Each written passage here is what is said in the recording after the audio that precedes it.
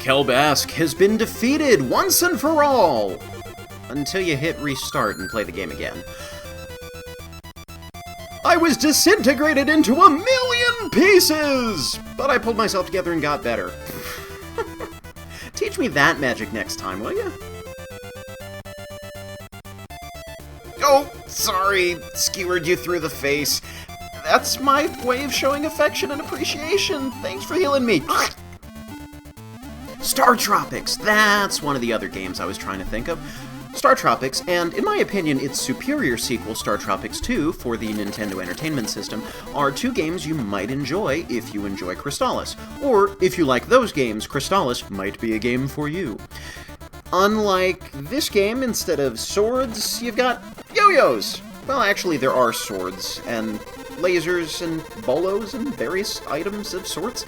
It's a tropical island, and there's all sorts of dungeons to explore, and then maybe space aliens at one point. It's pretty cool. The first game, the testing group, the beta testers, were comprised of superhumans. All of them, every single one. So it can be very, very challenging to actually get through the game. Now, granted, it's been several years since I last played Star Tropics, so it's possible I've gotten better, but I'm fairly certain some of the challenges weren't meant to be beaten by regular people. Cheating kind of helps. Game Genie. And I actually, when I first played Crystalis, I was so lost, so confused about how to survive. It was very difficult for me. My father and I were playing through it, and got to the vampire boss, the bat boss, couldn't beat him, didn't figure out that you needed to be a certain level to beat him, so just kind of gave up until I got Game Genie, went back, tried it again with Infinite Magic, and found that no matter how long I stayed alive, couldn't beat the vampire boss. So then I sort of figured out, well, maybe I need to be stronger. Then the game opened up to me, so I had to cheat my way through, keeping mostly Infinite Magic as the code, and increase starting money. And after that, I got enough of a lay of the land that I sort of figured out what to do with the game. It wasn't simply trying to survive all the time. It was, okay, I don't need to worry about survival. I can actually appreciate the level design and getting lost and exploring and all of these good things. And then, after I knew how to get through the game, went back without cheat codes. And then appreciated the challenge at its fullest, without worrying so much about dying repeatedly because I just keep getting lost in the same maze. So I like Crystalis more, I think, because I was able to, not necessarily breeze through it, but have an easier time before I was really prepared to take on these kinds of challenges. So cheating in general is not a great thing, but in video games, occasionally it really can make the game playable long enough for you to get to enjoy it. Star Tropics 2 was also going to talk about Star Tropics 2, so I said the, in my opinion, superior sequel. There's still a lot of challenges that make you go, whoa, how is anybody going to do that? But with enough practice, and enough trial and error, you can kind of figure out what to do. So, lots of platforming challenges, a little bit of, lots more jumping, and a little bit more, I said platforming, puzzles, yeah, some kind of puzzles. And some funny story moments as well. So, Star Tropics 2 especially, come recommended. Hey, it's Sabera! Now, in retrospect, this is only the second time I've played this version of the game. In retrospect, I probably should have showed off what happens when you try all of the other weapons that normally don't work on these bosses. So, Sword of Thunder could have been really fun here, or Sword of Wind. But I'm still kind of locked in the NES mindset here. But Sabera's defeated, so it does the job. Hey, I have too many items. You have too many items. Do-do-do-do-do. What am I gonna ditch? Actually, Fruit of Repun is good. If I get turned into a little monster, definitely want to be able to turn back, because unless they changed it in this version, my magic can't do that. Oh, double the Fruit of Repun. I punned once, now I pun again.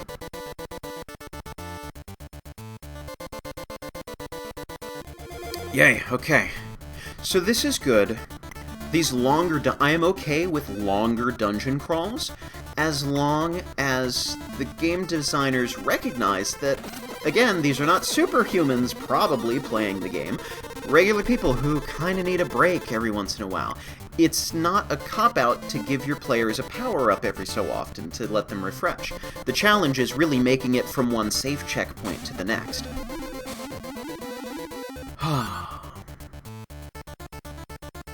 Did you notice the swirly pattern as the hero charges up is different from the NES version? NES version, sort of a butterfly crisscross swirly pattern with the little dots that swirl around him when he charges up. Here, looks more like something out of Mega Man X. But it's still pretty neat. Opal statue. Somewhere in the back of my mind, I know what an opal statue does. I don't know that I've ever used it. I know it's got something to do with helping you out if you die, but like I said, I cheated my way through Crystalis the first time, so any opportunity I would have used it the first time around, I had infinite magic points and could just hold down refresh, didn't need to worry about dying, and by the time I went back and played it honestly, after cheating my way through it several times actually, now that I'm thinking about it, I was familiar enough with the tactics and the layout of the maps that I didn't need to worry too much about dying. So, I don't know, it does something, I'm sure it's useful. I'll keep one on hand. You never know. Something interesting about the hero's sprite. Ow. You can really tell at first before he equips the armor and the shield, and when he's walking down, south-like. His head sits a pixel or a couple of pixars. It sits a couple of pixars. It's now a unit of measurement. And we're going to be measuring things in Incredibles and Nemo's. Pixels. His head sits a few pixels, or at least one pixel, higher on his shoulders than in the NES version. This is the most bizarre thing to me. Why do you change? I mean, you could have just copy-pasted the sprite. There's really no point to making it strangely proportioned now. Speaking of strangely proportioned, here's Mado! What is up with those squiggly little arms and the big stocky legs and this chunk of a torso? He's still cool. I like him. This Blizzard bracelet is not as effective. The one in the NES version just spreads out everywhere. You don't even need to aim, and it just hits him. He's also slower here, and, well, the screen is smaller, so I guess it's okay that he's a little slower. Oh, wow. I am running low. I'm gonna recover my, I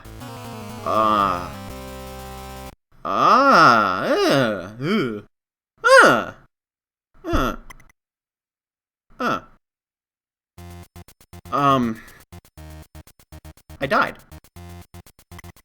Huh. I'm sorry, I need to regain my bearings, because this doesn't usually happen to me. Oh, now we have to go through this whole thing all over again, and we are not going to get a health refill, because the bosses stay dead, which is good, but the wise men stay disappeared, which is bad. Okay, we won't speed through all of it, but certain portions that you've seen before. Wow. I'm sorry, that's just a shock. That's like, you know, walking into your living room and tripping over the table that's been there for 20 years. Oh! Dead end. Okay. Or maybe this is like walking into your living room and not being able to find the table that's been in there for 20 years. You would think that I would know this by now, but it's just confusing enough. I still get lost. Wow, I died. It's my own fault. I can blame it partially on the fact that I'm not quite accustomed to this version of the game yet. Because smaller battlefield, like I was saying, for the Mado battle, and though he moves more slowly, there's still not enough room to get out of the way as well. And that Blizzard bracelet does so much better when it's just flying all over the place instead. Another example of where I probably should have tried some of the other weapons that you normally can't use on him in the NES version. I think the level 3 Sword of Fire would have been really cool. Again, well, really hot, but would have been a fun and very effective weapon to use on him. I think I was also confused because in the NES version you have a bar for your health, a health bar. It's not just a bunch of numbers all along the bottom of the screen. And so I'm used to consulting this bar that's going doo-doo-doo-doo-doo-doo-doo.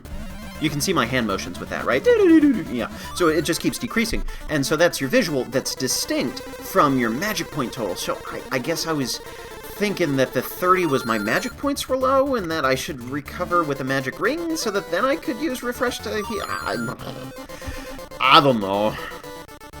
But I died. And we move on. Life goes on. Huh. I feel like I had something that probably could have helped me there, too. Oh well.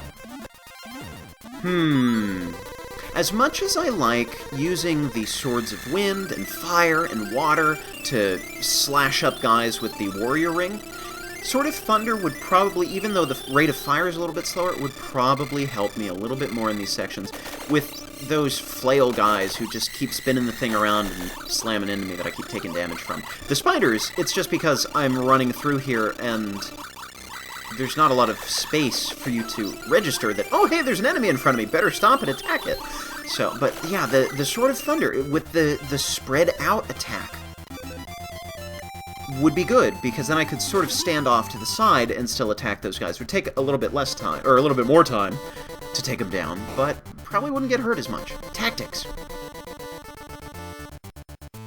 Okay. Back through here again. Yeah, lucky for you, I'm speeding through all of this.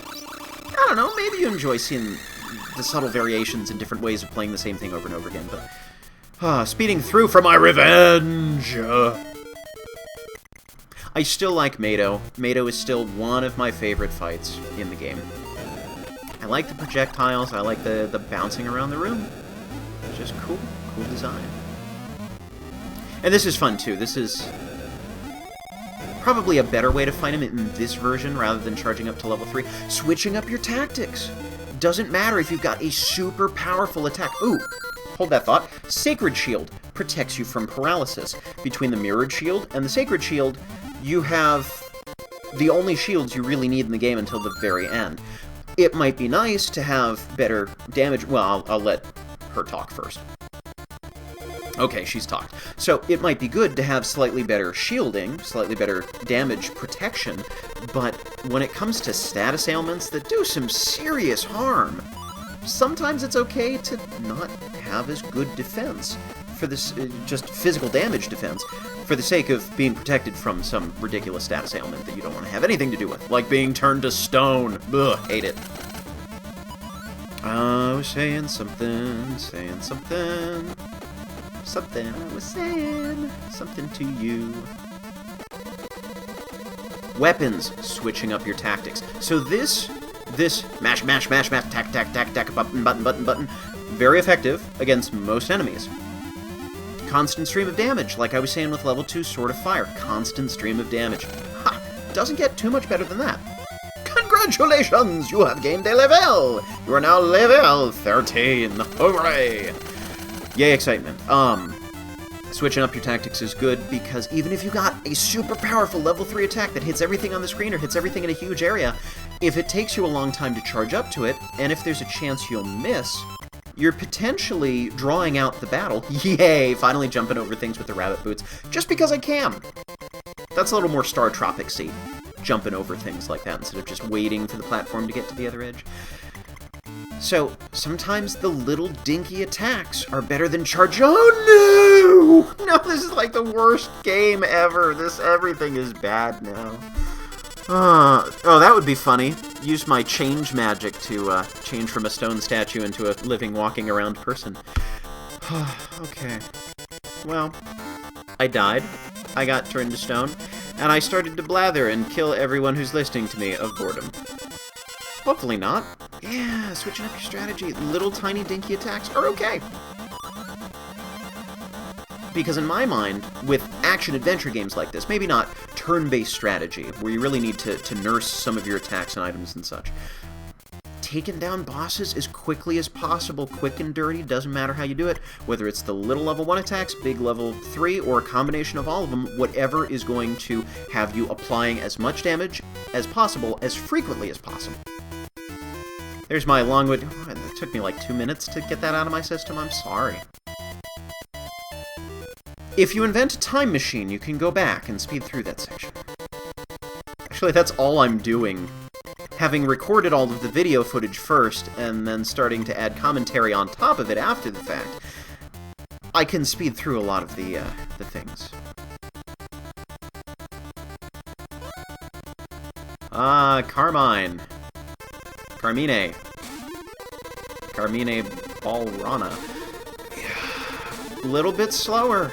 Not quite the nonsense swinging around, running away, things flying everywhere kind of a battle it is in the NES version. Kind of boring, actually. I mean, it's fine, but this is not all that different from fighting Sabera, really. Well, he's done. Wait, what was that? I have Kensu's body? What is that doing in a box? Oops. Boing. Okay, creepy.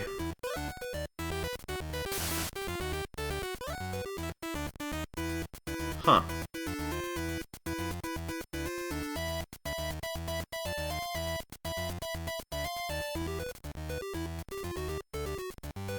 Wow. Just give the whole story away, why don't you? All of it.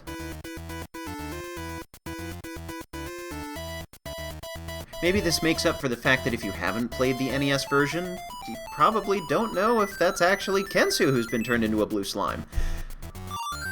So you would know to use the body on him. Maybe, I don't know. Flight! I have flight. This is fun. It's more like walk on air than flight. And this is interesting, you are actually walking and not just hovering in place and then you move around, or like you're standing in place and you fly around. Huh. Huh. Mention that in a second. Pawn shop. Let me just see if there's anything I can sell off, clear, and see what the opal statue... Oh. Ah. I was on the menu screen. Could have equipped the opal statue. And could have not died. Oh, sorry. Stabbing people again. And dead people. Ah. Yeah, could have avoided death. Could have just equipped that opal statue. Just before Mado bumped me off. Ah, well. Lesson for next time. Yes. What was I saying? I'm losing my place, man. It's tough to remember what to talk about. You've got so much time. These videos are so... This whole video series is several hours. And so just remembering what you've said over the course of an individual video that's 24 minutes long can be difficult, let alone what you've said over the course of an entire... Did I say this already? I don't even remember.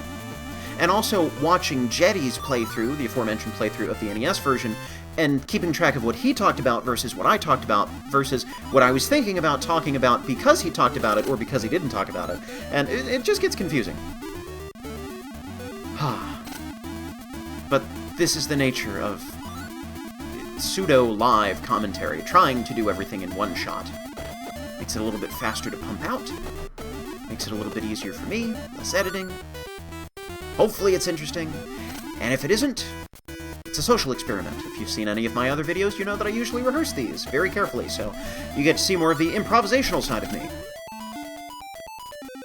Blam! The improvisational side of me that can only come up with things like yay and blam to say. Oh, yes, so all of my thinking noises and pauses just a few moments ago were because I'm not sure, but I think we might have missed the Storm Bracelet. The bracelet that lets you charge your Sword of Thunder up to level 3. Great special effect. Everything dies. The whole screen is covered in thunder and lightning, and it's really cool and very powerful. Uses a lot of magic points. Not mission critical, but really good to have. I'm fairly certain we were supposed to have picked that up in the dungeon that we just came out of. So now I'm starting to wonder, because I don't remember from the first time I played this version of the game, did they move it, or did I miss it? Because they definitely redesigned the stage. They redesigned the dungeon in parts. After you fight Karmine, you don't find Kensu at a dead end right behind him in the NES version. That's completely different. It makes a little more sense if you're trying to streamline it and just give the player a very linear experience when it comes to the more plot-related things, but I'm pretty sure we missed it. Maybe not. I don't know. It's sort of jarring. Ow! I broke my ankle. Maybe I didn't break my ankle. Wow. There's another change for you from the NES version. Originally, you could just walk up to the edge of that cliff and run alongside of the cliff and you just wouldn't fall over. Throw on the flight spell, hop over, and then you get your Bow of Sun. Now there's a big hole that you can fall through. And it makes sense. There are other places in the game where you can fall down a hole onto a different level of a dungeon. So why not off the side of a mountain? It's still kind of jarring, even though there is a dude who I believe mentions that you can fall off the side of the mountain, but still, if you're used to the NES version, it is a bit of a shock. It's a long way back up to the top. Oh, I'm gonna get hit by this slime because you're standing there talking to me, aren't I? Wow, just all sorts of dialogue, just telling me everything. Ah, see? See? I got hit again. I can't take it anymore. Goodbye, Cruel Adventure Game.